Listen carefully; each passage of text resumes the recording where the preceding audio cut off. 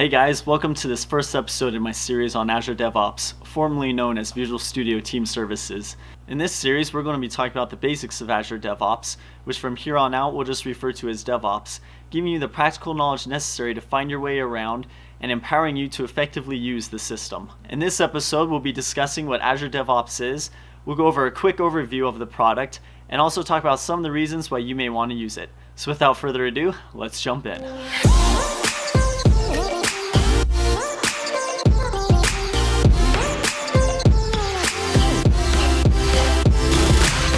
DevOps provides a place for developers to plan work, collaborate on code, test, build, and deploy applications.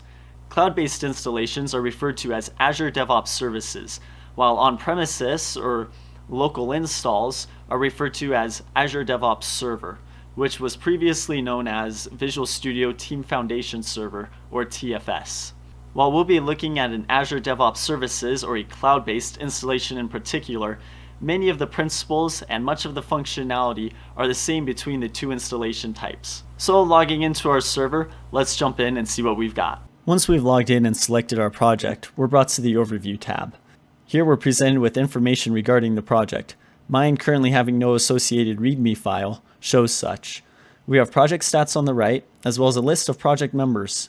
If we look to our left, we also have dashboards and wiki available. Each of these sections we'll dig into more in later videos. Continuing down on the left, we have boards. Boards is where we find agile tools that help support planning and tracking work, bug, code defects, and other issues, following Kanban or Scrum methods. Here we have sections for our work items, backlogs, sprints, and queries. Underneath boards, we find repos. Repos is where our code is stored. DevOps supports source control through either Git repositories or Team Foundation version control. This allows members of the project to share code, track changes and revisions, and compare, restore, or merge different versions of the code and/or files. Continuing down in the list, we have pipelines. Pipelines is where our build and release services reside to support continuous integration and delivery of our apps. Here we can see our builds, releases, library, task groups, and deployment groups. Second to last, we have test plans. Test plans is where, just as it sounds, we have our tools for testing our apps, including manual or exploratory testing and continuous testing. Here we can view and add test plans, view parameters, configurations, runs, and load tests. These tests help ensure that our program continues working as we change code. Excellent code coverage can inform us of bugs before we even deploy to customers, helping ensure they have only the best user experiences. Lastly in our list is artifacts. Artifacts is a place where teams can share Maven, NPM, and NuGet packages from both public and private sources.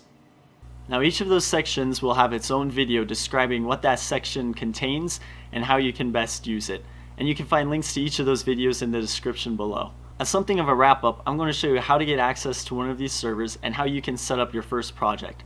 This will be very valuable if you're in college, you're taking a class, you need to be able to share code and track bugs and work items as a team. Navigating to visualstudio.microsoft.com, you'll be brought to a page that looks something like this. If you scroll down slightly, you can see Developer Services. Under there, we have an option for Azure DevOps. Select that. Inside Azure DevOps, we have the option to start for free or start with GitHub. We're going to go ahead and select the Start Free option. Now, as I already have an account set up, I'll go ahead and pick my account. And this will log us into our main page. Here we have the selection again for each of our projects. To create a new project, we would simply come over to New Project. We would click that. We would give it a project name. In this case, we'll just call it New Project. We will go ahead and leave the description blank for now, and we will leave it set as a private project, meaning only those we give permission will have access to the project. Under Advanced, we can also find version control method and work item process. We're going to go ahead and leave it with Git, and we'll talk about why later. And with our work item process, we're going to go ahead and go with Agile for now, but in our video on boards, we may go into some of these other processes that are available. Alright, having selected our version control method and our work item process method, we're going to go ahead and create this new project. With our new project completed, we are brought here, and you can see we have the same screen as we had inside our other project. We have the ability to invite new members. We can see that it's private, and we can also select it as being a favorite.